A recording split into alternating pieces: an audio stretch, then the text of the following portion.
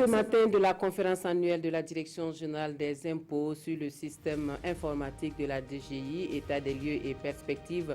Nous aurons dans ce journal les principales conclusions de la rencontre avec le premier responsable de la structure qui est l'invité de ce Midi Magazine, M. Badolo. Bonjour.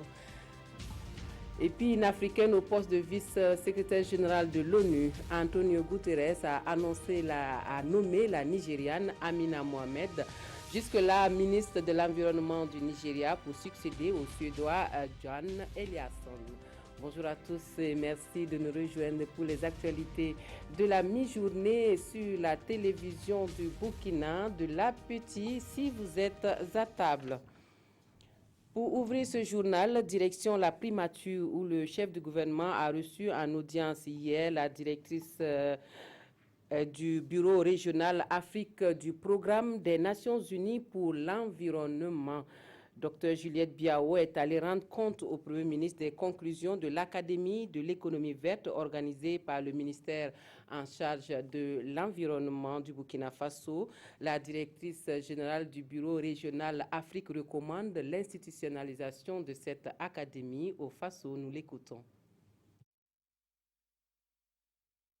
Nous sommes là en famille des Nations Unies juste pour rendre compte à son Excellence, Monsieur le Premier ministre, des travaux de l'Académie et surtout pour encore réitérer notre soutien en tant que système des Nations Unies pour accompagner le gouvernement du Burkina Faso. Ce qui ressort des informations de ce travail, c'est que tous nous sommes rendus compte, avec tous ceux qui ont pris part à cette conférence-là, que contrairement à ce qu'on pouvait s'imaginer au départ en ce qui concerne le champ d'action sur l'économie verte, c'est que ça va bien au-delà du secteur de l'environnement et que ça couvre un certain nombre de départements ministériels et donc il faut une coordination interministérielle pour assurer vraiment cette transition vers l'économie verte et le développement durable. Voilà, les propos du Dr Juliette Biao sont recueillis pour nous par Pascal Kané. Direction le Nigeria, où le chef de la diplomatie burkinabé a, en marge du 5e sommet ordinaire des chefs d'État de la CEDEAO, rencontré les Burkinabés dans ce pays. Alpha Bari a donné des nouvelles du pays aux compatriotes burkinabés vivant au Nigeria donc et recueilli les préoccupations qui se résument en la difficulté de transfert d'argent. Yacoub Agamene, Abdelaziz Yagibou. C'est une diaspora burkinabé du Nigeria visiblement attristée par les nouvelles de son pays qui est venue à la rencontre du ministre en charge des Affaires étrangères, Alpha Bari. En témoigne cet hommage aux hommes tombés à Nassungou sous le feu des forces du mal. Un drame qui a tout naturellement bouleversé l'agenda du président du Faso. Roch Marc Christian Kaboré, qui dans les prévisions devrait être ici à Abuja pour participer aux côtés de ses pairs de la sous-région au 50e sommet de la CEDEAO, et prendre langue avec la communauté burkinabé du Nigeria, ici mobilisée. Estimé à environ 4500, les Burkinabés vivant au Nigeria demandent au président du Faso, ici représenté par son ministre en charge des questions de diplomatie, d'œuvrer à la réduction du coût de transfert d'argent depuis le Nigeria vers leur pays d'origine. Il y a des difficultés du fait du Nigeria qui a pris des décisions pour limiter, restreindre les transferts. Donc il est difficile pour notre communauté et pour ceux qui veulent envoyer de l'argent au Burkina Faso, de l'envoyer dans de très bonnes conditions. Donc on a mis ça en premier plan. Le deuxième plan, il y a la question de faire en sorte que la communauté ici soit impliquée par ce qui se passe au Burkina Faso. Vous savez, souvent il y a des opérations de lotissement, il y a des opérations d'attribution d'habitat et les Burkinabés à l'étranger sont intéressés à eux aussi être bénéficiaires de ces opérations. Leur participation aux différentes échéances électorales ainsi que la reconnaissance de leurs efforts par la nation sont autant de préoccupations qui tiennent à cœur la diaspora burkinabé du Nigeria. La dernière décoration au profit du personnel de la représentation diplomatique du Burkina à Abuja date de 2004 selon les témoignages. Le message essentiel que moi j'ai tenu à faire passer ici, c'est que les Burkinabés aient confiance en leur pays. Récemment, la communauté internationale a marqué toute sa confiance au Burkina Faso. en annonçant de gros montants pour le financement du PNDS. Le MCA a suivi également en élisant le Burkina parmi les pays qui vont être dotés par ce fonds. Et donc, c'est des preuves de confiance. Et cette confiance doit se traduire donc par la situation que nous vivons, faire bloc derrière nos forces de défense et de sécurité qui vivent des moments difficiles et qui travaillent nuit et jour pour sécuriser notre pays. Après un briefing sur la table ronde du PNDS à Paris, ainsi que sur les acquis engrangés dès l'an 1 du président Kaboré, le ministre Bari a rassuré ses interlocuteurs que les autorités en place sont au quotidien de tous les combats pour que les chantiers de réconciliation nationale et de justice aboutissent. Fin ce matin à Ouagadougou de la 5e conférence annuelle de la Direction générale des impôts. Les échanges ont permis de passer en revue le système informatique de la DGI et d'envisager de meilleures perspectives pour l'exécution des missions. Les principales conclusions de la rencontre avec Siero Jekam Omar Zombri. C'est fini pour cette 5e conférence annuelle de la Direction générale des impôts DGI. Durant 3 jours, ces acteurs des services des impôts se sont investis sur des travaux axés sur le système informatique de la Direction générale des impôts. Pour le responsable du service, c'est le lieu ici de dénoncer les insuffisances et d'apporter des solutions. Donc il s'agissait de faire l'état des lieux au niveau des infrastructures, des équipements, du matériel informatique que nous utilisons, mais également aussi au niveau des logiciels. Quels sont donc les logiciels que nous utilisons? Est-ce que ces logiciels-là répondent effectivement aux besoins? Quelles sont les évolutions possibles donc, de ces logiciels-là pour que ça puisse mieux répondre aux attentes des travailleurs? Et le 3e niveau, c'est le renforcement des capacités. Cette conférence était aussi le lieu de remettre le schéma directeur informatique élaboré en 2007 et révisé en 2015. On va s'organiser pour donner une suite favorable donc, à toutes les recommandations qui ont été prises. Parce que ces recommandations-là vont permettre justement de fortifier notre système informatique, de le rendre effectivement plus efficace, plus opérationnel. Cette 5e conférence a eu pour thème le système informatique de la DGI, état des lieux et perspectives. Plus de 200 participants y ont pris part. Le rendez-vous est pris en décembre 2017 pour la 6e conférence. Voilà, et pour être un peu plus précis sur les conclusions de ce congrès annuel de la Direction générale des impôts, nous recevons M. Adama Badolo, qui est le directeur général des impôts. Bonjour, M. Badolo. Bonjour, Mme Douagno. Alors, on vient de voir dans le reportage cette conférence annuelle donc, sur de la Direction générale des impôts sur le système informatique de la DGI. Est-ce qu'il y avait vraiment une urgence à passer en revue le système informatique de votre structure?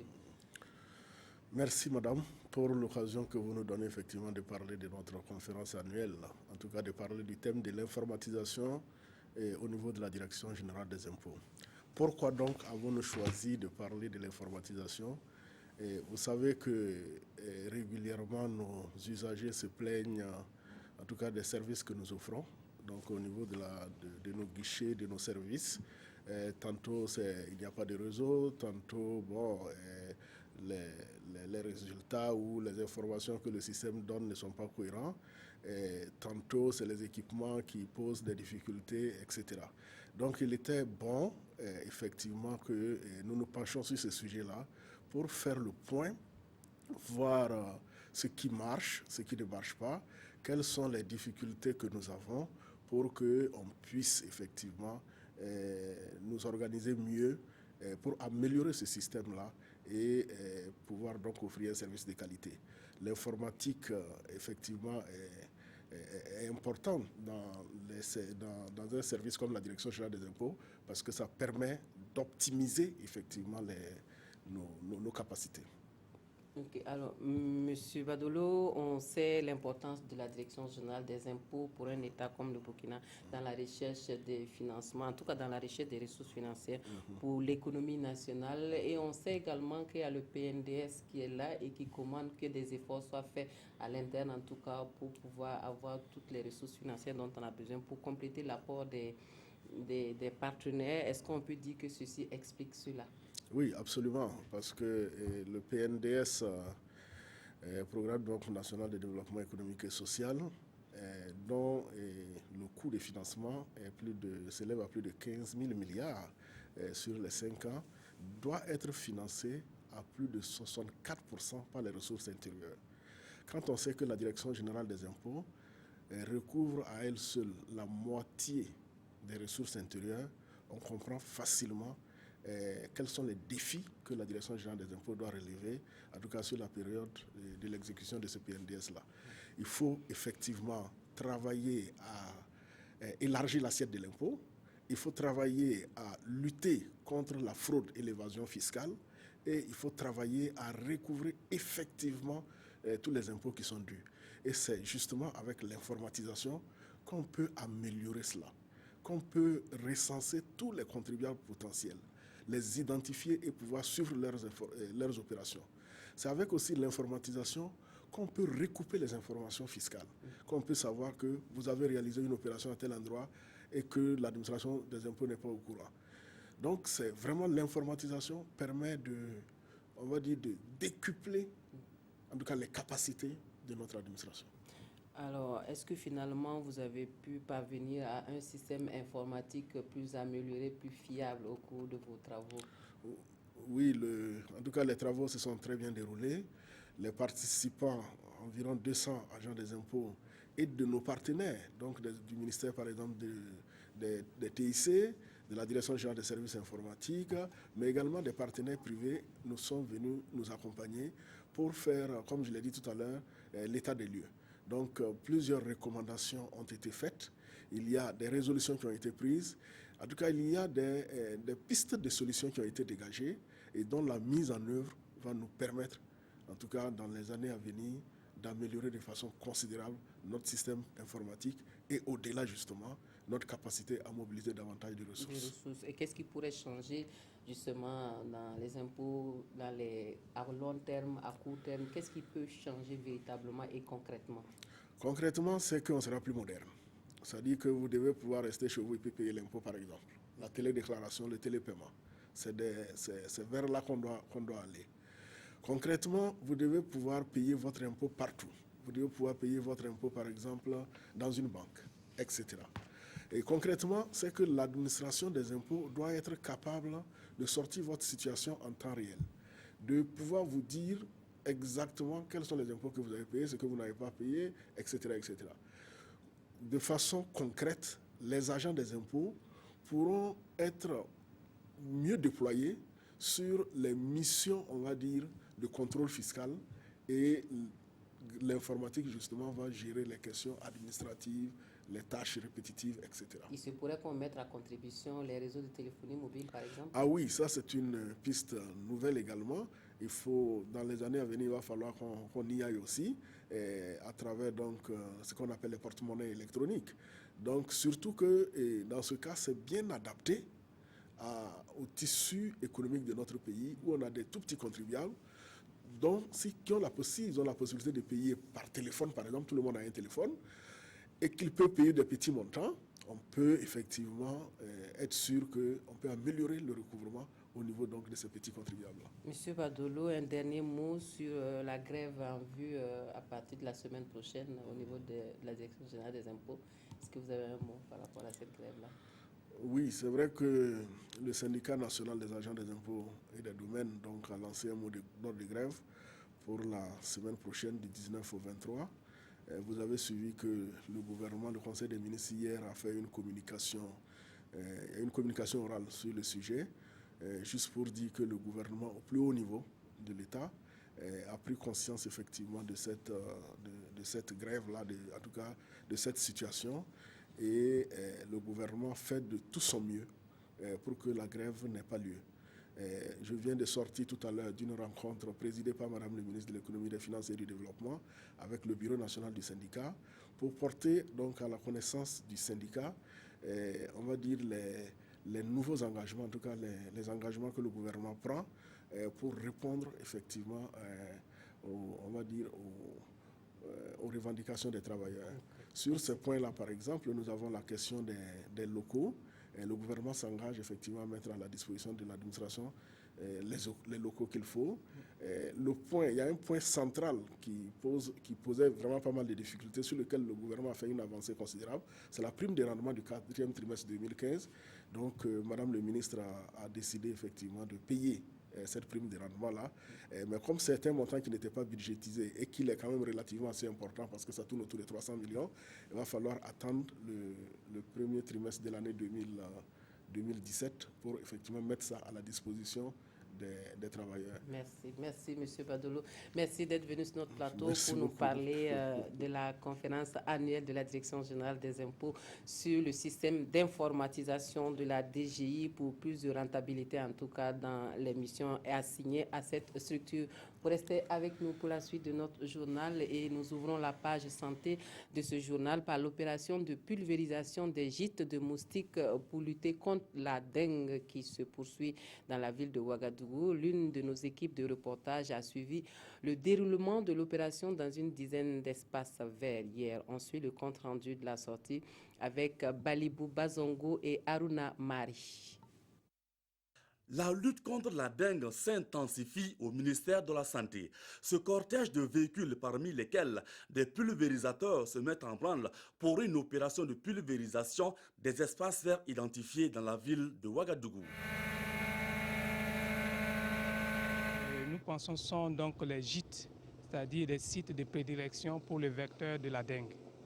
Et cela consiste exactement à émettre des nuages d'insecticides, de petites gouttelettes d'insecticides au niveau donc de ces espaces-là pour que ces gouttelettes puissent rentrer en contact avec le moustique. Autre espace pulvérisé, le jardin étoile de l'Est au secteur 46. À chaque intervention, le public est sommé de quitter les lieux par mesure de précaution. Jugé salutaire, l'opération ne se déroule pas sans désagrément. Comme ce n'est pas tout le monde qui est informé que non, le ministère de la Santé va passer vous pulvériser là, et qu'ils voient souvent, ils voient le véhicule qui est là avec la tenue aussi, ça les effraie. Sinon, apparemment, il n'y a pas de problème hormis CETA. À cette sortie, c'est une dizaine de sites pulvérisés. L'équipe d'intervention sous bonne escorte est toujours vêtue d'une combinaison spéciale et les autres membres équipés de cache-nez. Le ministère de la Santé rassure, le produit utilisé n'est pas dangereux pour la population. Durant la pulvérisation, on demande à ce que tous les objets, c'est-à-dire les ustensiles de cuisine qui sont des concessions autour, donc, soient rangés. Et également, s'il y a des enfants, qu'ils puissent rentrer donc, dans les maisons et fermer. L'opération de pulvérisation spatiale contre la dengue se déroule à 2 niveaux, les domiciles privés et les espaces verts. Concernant la dengue, la tendance est à la baisse selon ce cadre du ministère de la Santé. L'intervention va concerner l'ensemble des secteurs de la ville de Ouagadougou et va se poursuivre jusqu'au 24 décembre. Et le premier congrès de la Société d'urologie du Burkina Faso se tient depuis jeudi dernier à Ouagadougou sur la thématique des pathologies chroniques d'urologie vitale de la femme et de l'homme. Des échanges sont axés sur le cancer de la prostate, les fistules obstétricales et la sexualité. L'ouverture du congrès a eu lieu en présence de Sié Roger Kam Tangaka Fando. Réunis ici à l'occasion du premier congrès de la Société d'urologie du Burkina Faso, ces urologues échangent sur les dernières évolutions en matière de recherche dans leur domaine. Plus de 200 participants sont attendus et pour l'initiateur du congrès, c'est le lieu également de mettre en commun les connaissances. Les soins sont beaucoup liés aux avancées technologiques au niveau de l'endourologie, au niveau de l'imagerie. Et si on ne se met pas au courant, si on ne se met pas ensemble pour échanger, bon, on a des pratiques qui sont un peu désuètes et donc il est important de faire des rencontres scientifiques pour mettre les connaissances en commun. C'est les donner et de recevoir. Pour le ministre de la Santé, ces genres de rencontres sont à encourager car elles participent à l'amélioration des prestations du personnel de santé. Dans la pratique de l'art médical, les choses évoluent et pour s'en rendre compte, il faut qu'il y ait des rencontres scientifiques de cette nature-là pour pouvoir mettre tout le monde à jour par rapport aux nouvelles technologies et faire également le point de ce qui était fait jusque-là. Et ça fait partie de la formation continue. Et cette formation continue est la bienvenue parce que c'est les populations donc, qui bénéficieront. La Société d'urologie du Burkina Faso est née en 2013 et compte à ce jour 15 spécialistes. Le congrès se tient tous les 2 ans et regroupe plus de 5 pays de la sous-région. Une caravane de presse sur le Noma sillonne la région du Sahel depuis le 14 décembre et cela jusqu'au 23 décembre prochain. Objectif, permettre aux hommes de médias de discuter avec les agents de santé et les populations sur la maladie. Il est attendu des journalistes une large diffusion des messages relatifs à ce mal et les moyens de sa prévention. Urbain Benito Sommet, Bouma Ernest Nebié. Lancée officiellement ce 14 décembre 2016, cette caravane de presse va sillonner toutes les 4 provinces de la région du Sahel. Elle permettra aux hommes de médias d'échanger avec les agents de santé, les chefs coutumiers et les populations sur le Noma.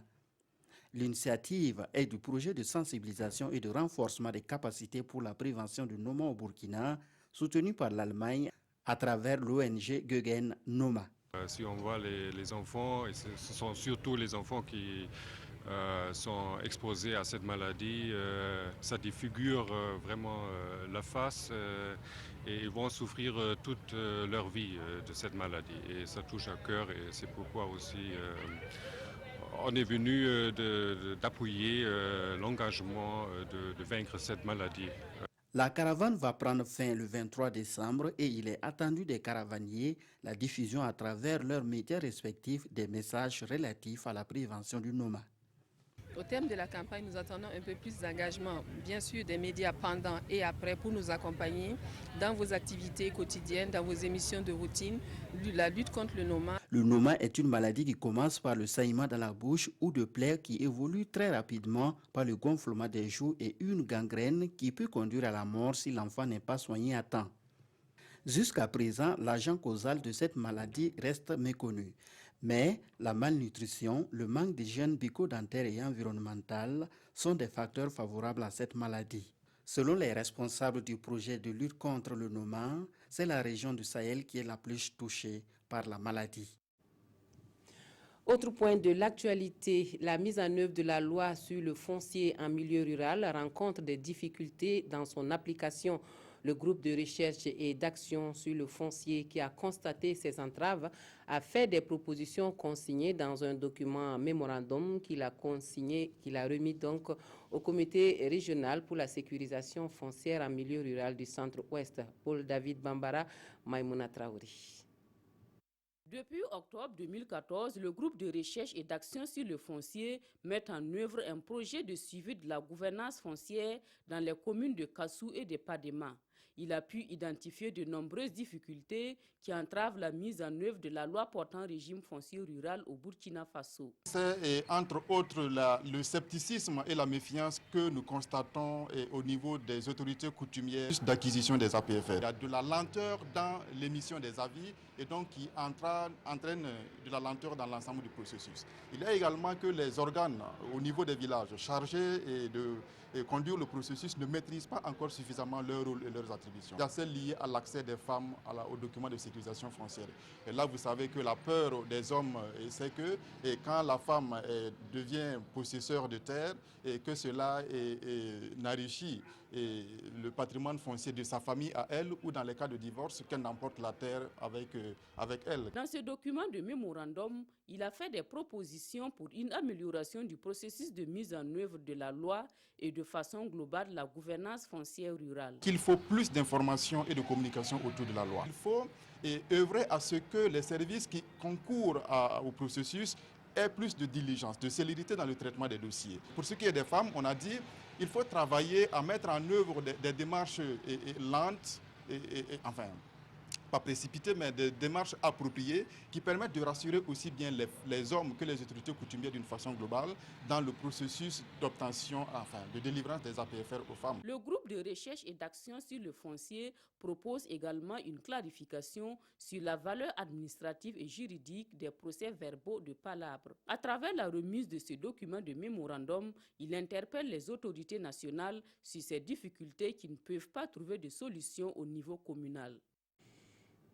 Et le projet de sécurité alimentaire dans l'Est du Burkina devrait intervenir dans 10 filières agro-pastorales.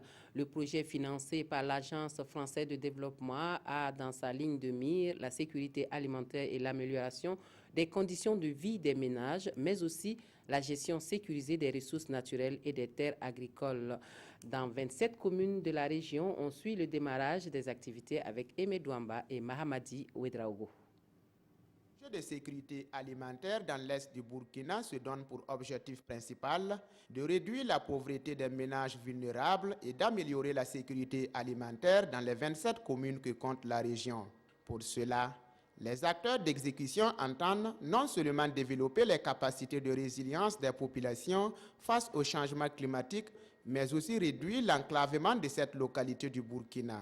Le projet envisage d'appuyer les communes dans la réalisation de leurs plans de développement communaux, de réaliser 600 hectares de bas-fonds, 600 hectares de périmètres aménagés, 300 km de pistes à bétail, 100 km de pistes rurales, 58 jardins ménagers. Notre accompagnement sur ce projet concerne l'agriculture, le développement économique des territoires de ces communes et nous continuerons bien sûr à accompagner les populations. Le représentant du ministre de l'Agriculture et des Aménagements hydrauliques réaffirme la disponibilité du gouvernement burkinabé à accompagner les actions du projet.